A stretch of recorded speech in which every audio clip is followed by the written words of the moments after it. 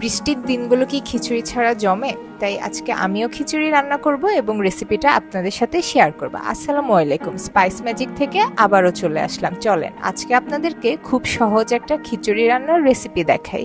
প্রথমে পাতিলে আমি 4 টেবিল চামচের মতো তেল নিয়েছি আর সেখানে কিছু আস্ত মশলা দিয়ে দিলাম।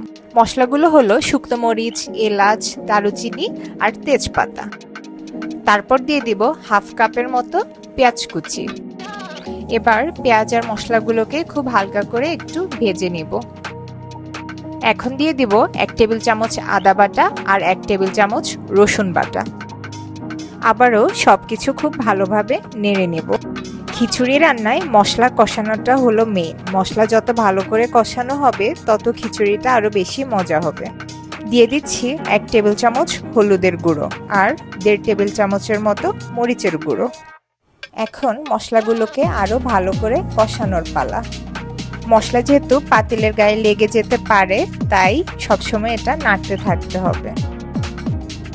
মশলাগুলো কিছুক্ষণ কষানোর পরে আমি দিয়ে দেবো 1 চা চামচ জিরে গুঁড়ো আর 1 চা চামচ গরম মশলা গুঁড়ো আর স্বাদ মতো লবণ।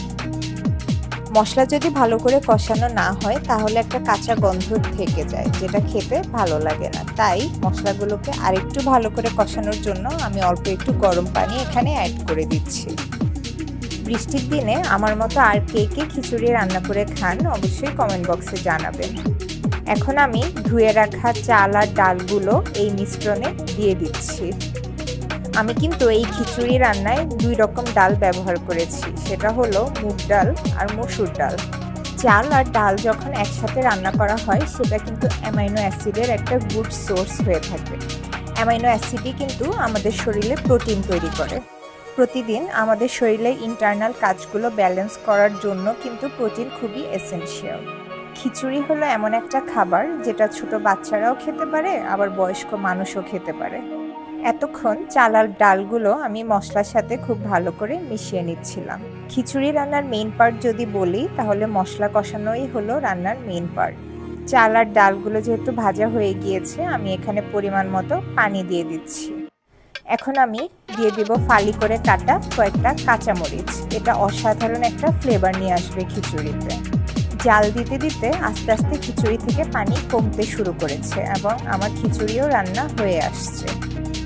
এ পর্যায়ে আমি খিচুড়িটাকে কিছুক্ষণের জন্য ঢেকে দেব, যেন চাল আর ডালগুলো খুব ভালো করে সিদ্ধ হয়ে যায়। ঢাকনাটা সরিয়ে দেখলাম আমার চাল আর ডালগুলো সিদ্ধ হয়ে গিয়েছে।